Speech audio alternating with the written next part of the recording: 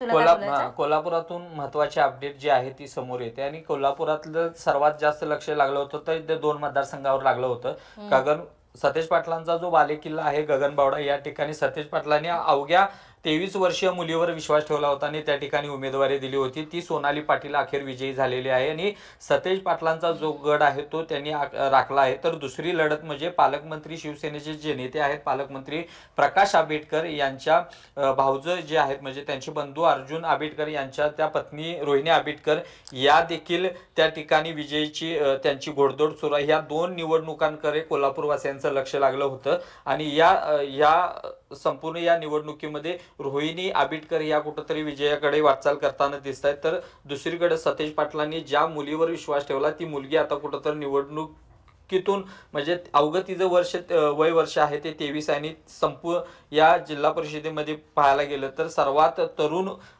जिल्हा परिषद सदस्य जे आहे ती म्हणून या सभागृहात येणार आहे. या संपूर्ण लढतीकडे पाहायला गेलं तर अवघ्या 23 वर्षाच्या मुलीनं या मतदारसंघावर विजय मिळाला याचं आश्चर्य आणि श्रेय जे आहे ते सतेज पाटील यांच्याकडे जाताना पाहायला मिळते.